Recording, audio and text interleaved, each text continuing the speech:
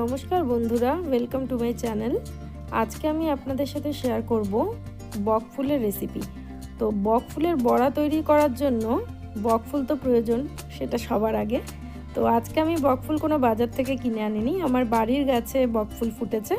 আমি সেখান থেকে বক ফুল পেরে নিচ্ছি গাছের থেকে। দেখুন বন্ধুরা, অনেক বক ফুল ফুটেছে, অনেক কুড়িও এসেছে। তো আমি বক ফুল পাড়ছি। গাছের থেকে বক ফুল পাড়ার মজাটাই কিন্তু আলাদা বন্ধুরা। আমার বাড়িতে এই গাছটা আমি 1 বছর আগে লাগিয়েছিলাম। 1 বছরও হয়নি, তার আগেই বেশ অনেক ফুল ফুটেছে, আর গাছ থেকে পাড়তে আমার খুব ভালো লাগছে। তো এবার বক ফুলগুলো আমি একটা ঝুড়িতে নিয়ে নিয়েছি। পাড়া মোটামুটি কমপ্লিট, আরও রয়েছে গাছে। তো এই বক ফুল আপনাদের সাথে আমি বড়া কিভাবে করি এটা শেয়ার করব। তো বক ফুলের বড়া তো খুবই সুস্বাদু খেতে, গরম গরম ভাতের সাথে বক ফুল দারুণ লাগে বক ফুলের বড়া খেতে। আজকে চলুন বন্ধুরা দেখে নেব যে কিভাবে এই বক ফুলের বড়া চটজলদি বানিয়ে নিচ্ছি। আর খুব সামান্য ঘরে থাকা কিছু উপকরণ দিয়েই বক ফুলের বড়া তৈরি করা যায়।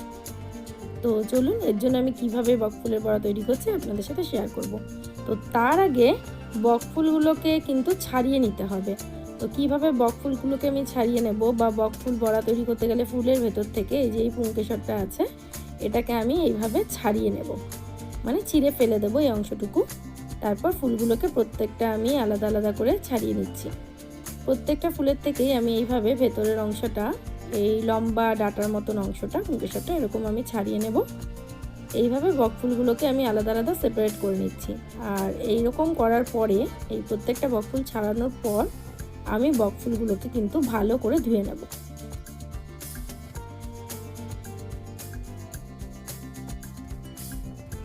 ব্যাটারটি তৈরি করার জন্য প্রথমে আমি একটা বোলের মধ্যে 4 টেবিল স্পুন বেসন নিয়ে নেব।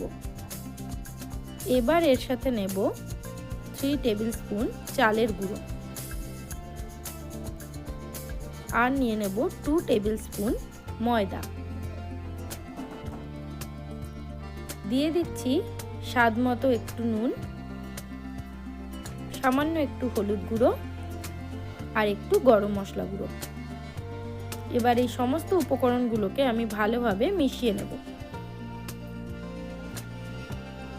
মেশানো হয়ে গেছে। এবার এর মধ্যে আমি অল্প অল্প করে জল দেব এবং ব্যাটারটিকে আস্তে আস্তে করে তৈরি করব। দেখুন বন্ধুরা, আমি অল্প অল্প করে জল দিচ্ছি এবং ব্যাটারটা আস্তে আস্তে করে আমি তৈরি করে নেব। ব্যাটারটা আমি একদম পাতলা করব না, আবার একদম খুব বেশি ভারী করব না।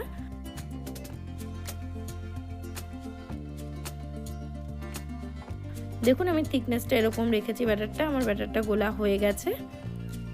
এবার এর মধ্যে আমি সামান্য একটু কাশ্মীরি রেড চিলি পাউডার দিয়ে দিলাম। দিয়ে আমি এটাকে আবার ব্যাটারটাকে একটু নেড়ে মিশিয়ে নিচ্ছি। তো আমার ব্যাটারটা এবার তৈরি হয়ে গেছে। এবার কড়াই গরম করে কড়াইয়ের মধ্যে দিয়ে দিলাম সাদা তেল। এবার বক ফুলগুলোকে ওই ব্যাটারের মধ্যে চুবিয়ে চুবিয়ে আমি একে একে গরম তেলে ফুলগুলোকে দিয়ে দেব। এই সময় আমি গ্যাসের ফ্লেম খুব একটা হাই রাখবো না, গ্যাসের ফ্লেমটাকে আমি মিডিয়ামেই রাখবো। আর এভাবেই আমি আস্তে আস্তে কিছু ফুল ব্যাটারের মধ্যে চুবিয়ে চুবিয়ে আমি এভাবে তেলের মধ্যে দিয়ে দেব। সামান্য একটা সাইড ভাজা হলেই দেখুন বন্ধুরা, খুব ইজিলি কিন্তু এটা উঠে যাচ্ছে। অপর পিঠটা আমার এমনিতেই কিন্তু উঠে গেল, কড়াই একটুও লাগলো না, এবং খুব সহজেই এগুলো ভাজা হয়ে যায় খুব অল্প সময়ের মধ্যেই। তো এইভাবেই আমি বড়াগুলোকে উল্টে নেব। এক পাশ হয়ে গেলে আরেক পাশ উল্টে দিচ্ছি। তো এই বড়া খুব সহজেই ভাজা হয়ে যায়।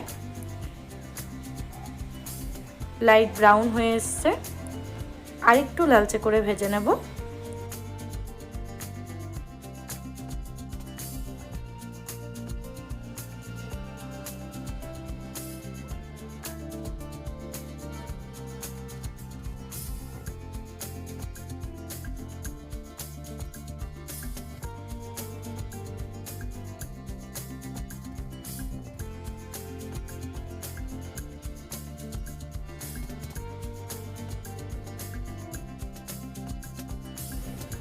তো বন্ধুরা, আমার এগুলো বেশ ভালোভাবে ভাজা হয়ে গেছে, আপনারা দেখতেই পাচ্ছেন। এবার আমি বড়াগুলোকে একে একে তুলে নেব।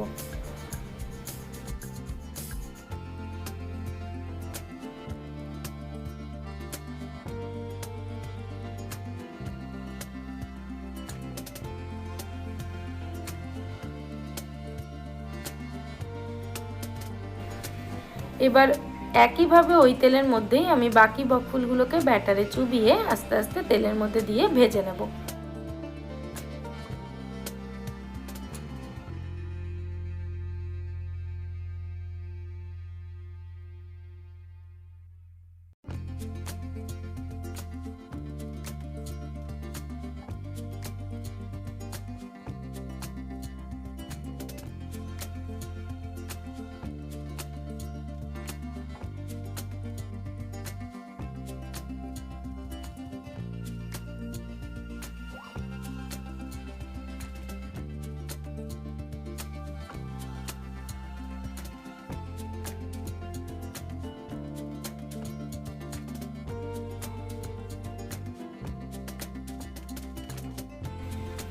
একইভাবে বন্ধুরা এক পাশ হয়ে গেলে আমি আরেকটা পিঠ উল্টে দিচ্ছি।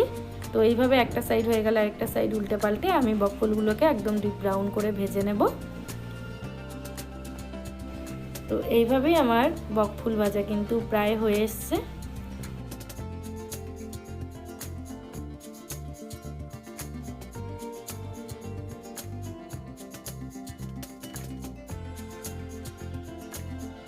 বন্ধুরা, আজকে আমার এই বকফুল ভাজার রেসিপি আপনাদের কেমন লাগলো আমাকে কমেন্টস করে অবশ্যই জানাতে ভুলবেন না।